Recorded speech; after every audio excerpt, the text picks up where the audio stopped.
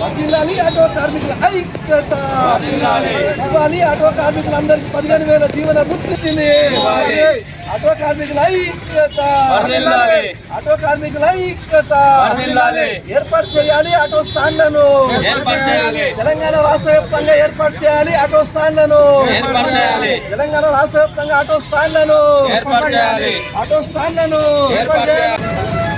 Auto కార్మికులు వివిధ చిన్న చిన్న బండ్లల్లో డ్రైవర్గా పనిచేస్తున్నటువంటి కార్మికులందరూ సుమారుగా లక్షల మంది ఉన్నారు. ఆ లక్షల మంది కూడా నాడు డిగ్రీలు, పీజీ డిగ్రీలు, ఇంటర్లు, ఎస్ఎస్సీలు ఇట్లా అనేక చదువులు చదివి నిరుద్యోగ వృత్తి ఏర్పడడం వల్ల వాళ్ళందరూ జీవనోపాధి కోసం ఆటో డ్రైవర్లుగా వివిధ చిన్న బండ్ల మీద డ్రైవర్లుగా పనిచేసుకొని జీవనం కొనసాగిస్తూ ఉన్నారు.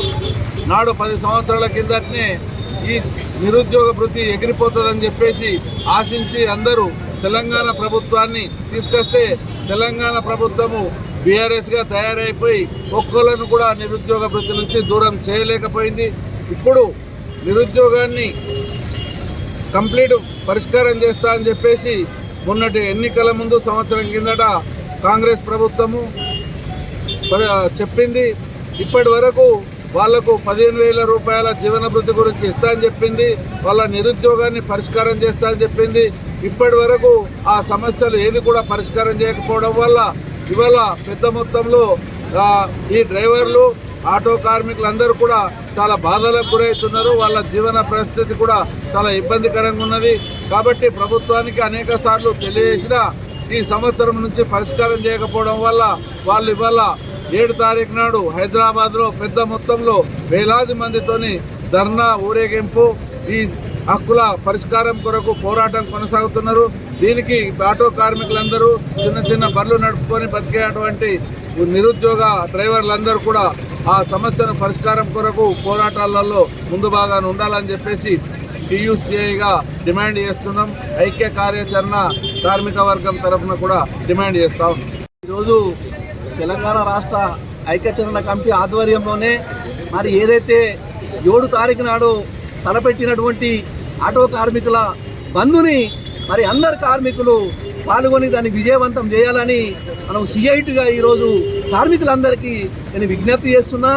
ఏదైతే రాష్ట్ర ప్రభుత్వము మహాలక్ష్మి పథకం పెట్టి ఇవాళ దాదాపుగా మన తెలంగాణ రాష్ట్రంలో 6 లక్షల మంది ఆటో కార్మికులు నివసిస్తున్నారు. మరి ఈ ఆటో కార్మికులు ఈరోజు రోడ్డున పడ్డటువంటి పరిస్థితి ఏర్పడింది. మరి దాన్ని తక్షణమే పరిష్కరించే దశగా ఇలా 7 తారీఖు నాడు ఇందిరా పార్క్ దగ్గర పెద్ద ఎత్తున ఈ మీటింగ్ చేస్తున్నాము. మరి అందులో మరి అట్లాగే ఇళ్ళ కూడా పీజీలు, డిగ్రీలు, మరి 10th క్లాస్ వారు పాస్ అయినటువంటి వారు ఉన్నారు. వారికి తక్షణమే రాష్ట్ర ప్రభుత్వము మరి యువ వికాసం అని ప్రథమ పెట్టి 5 లక్షల రూపాయలు లోన్ ఇస్తా అని చెప్పింది. కనీసము జీవన వృత్తాన్ని ఇవ్వండి, మరి లేకపోతే విద్యా వివాసం కింద 5 లక్షల లోన్ ఇస్తే మరి వాళ్ళ కుటుంబాలు గడుస్తాయని నేను సిఐటిగా డిమాండ్ చేస్తున్నా.